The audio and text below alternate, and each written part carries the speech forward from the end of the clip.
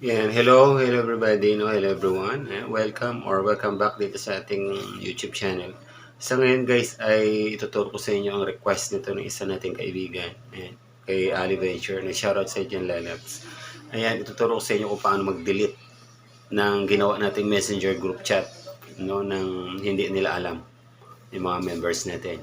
Okay, so alisin natin, i-delete natin ang group chat. Kaya lang by default wala talagang direktang delete.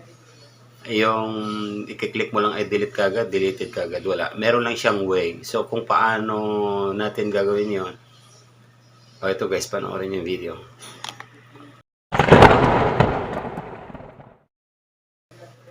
Ayan, dito sa ating messenger, baka nagulat kayo yung mga karakter dito. Ginawa ko lang to guys, yung group chat para sa tutorial purposes. So pupunta na tayo dito sa messenger natin, pupunta na tayo dito. Ginawa ko ay team tulungan. So i-click lang natin yan. Ayan, nandiyan. Kung makikita nyo guys, ay wala sila guys yung direktang delete kaagad, no? Dito sa may, ano niya, no? Sa default niya. Meron ditong live chat. Pero since ako ang admin, ang gagawin muna natin ay remove muna natin ang lahat ng mga members. Okay? So pupunta tayo dito sa members. Ayan. Tapos makikita mo yung lahat ng mga members na nandito. I-click mo isa-isa. I-click natin isa-isa, i-remove natin sila, remove from group chat. Okay, so marami to guys, no? Ito, basta repeat process hanggang maubos. Ayan, i-remove natin sila sa group chat. Ako pala yung admin, hindi pala ako pwede. Ayan. Okay. So ito guys, wala nang natira, admin na lang. So i-click natin tong admin. Ako yan. So i-click natin tong admins. So ako yan. I-click ko tong leave conversation. Okay?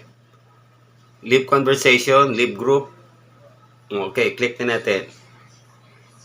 Okay, so wala na yung group chat natin. I-check natin dito sa may phone natin kung nandito pa ba siya. Search natin dito ang group chat.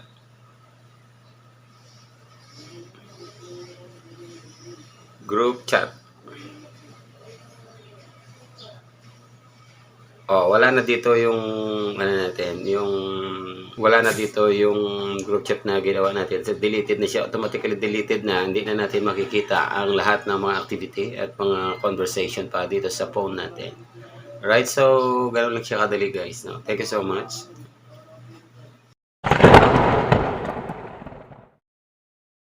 So that's it for today's video guys. No? Ganoon lang siya kadali. Ayan. Thank you so much for watching. Kung nakatulong sa inyo itong video, don't forget to click the like, share, and subscribe. Ayan. Hanggang sa susunod na vlog. Ako po ang inyong Daddy West. God bless us all. And bye-bye.